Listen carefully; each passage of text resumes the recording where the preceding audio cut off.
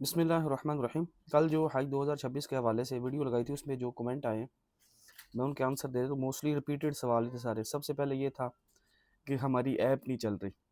हालांकि मैंने उसी वीडियो में बता भी दिया था कि ऐप चल क्यों नहीं रही। हमेशा याद रखो, जब कोई चीज़ अपडेट हो रही होती है ना, तो उसमें फिर वो चीज़ जो है ना वो स्टक हो गई होती है।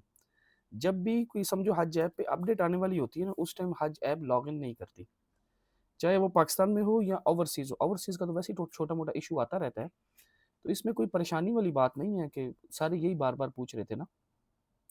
तो जैसे ही अभी फ्लाइट शेड्यूल उस पे शो हो जाएगा, कह लें कि नेक्स्ट वीक तक हो जाएगा इंशाल्लाह, या ये 2-4-5 दिनों में ही कवर कर जाएँगे इसको इंशाल्लाह। तो फिर आपकी ऐप भी चलना शुरू हो जाएगी। बाकी किसी किस्म की कोई प्रॉब्लम नहीं है। वीज़े कब आएँगे, ये दोनों चीज़ें बस आगे-पीछे ही हैं। या 2 दिन पहले फ्लाइट शेड्यूल क्लियर हो जाएगा या 2 दिन पहले वीज़े क्लियर हो जाएँगे, और किसी किस्म की इसमें कोई परेशानी वाली बात नहीं है। आगे मोफ़ा और नुस्ख ऐप काम नहीं कर रही, सेम वही है, मोफ़ा का भी वही है। वीज़ा आएगा तो वो चलेगी ना। आपका वीज़ा होगा वो शो हो जाएगा, वीज़ा नहीं होगा तो वो नहीं रहेगी, तो इसमें कोई परेशानी वाली बात नहीं है। अगला आया, पेशावर से फ्लाइट जानी है या नहीं?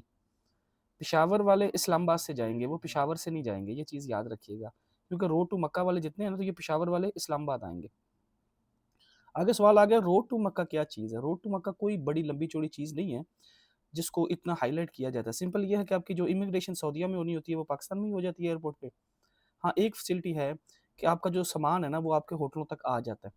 और हज में वैसे भी ये कुछ चीज़ें इतनी मैटर नहीं करती, ये सारी चीज़ें बड़ी एफ़ियत से हो जाती हैं। तो कोई ये इतनी बड़ी चीज़ नहीं है कि जिसको हम इतनी टेंशन जिसकी लें। हो भी ठीक है, ना भी हो तो कोई बात नहीं इसमें। अगला, हज क्लास कब शुरू होंगी? 25 से शुरू हो रही हैं, 25 मार्च से। ईद से फ़ौरन बाद हज क्लासें शुरू हो जाएँगी, तो उसको अटेंड कीजिएगा। जो पहले नहीं कर सका वो अभी कर लीजिएगा। जो पहले कर सके, अभी अल्लाह किसी ना करे किसी वजह से ना कर पाया तो कोई बात नहीं।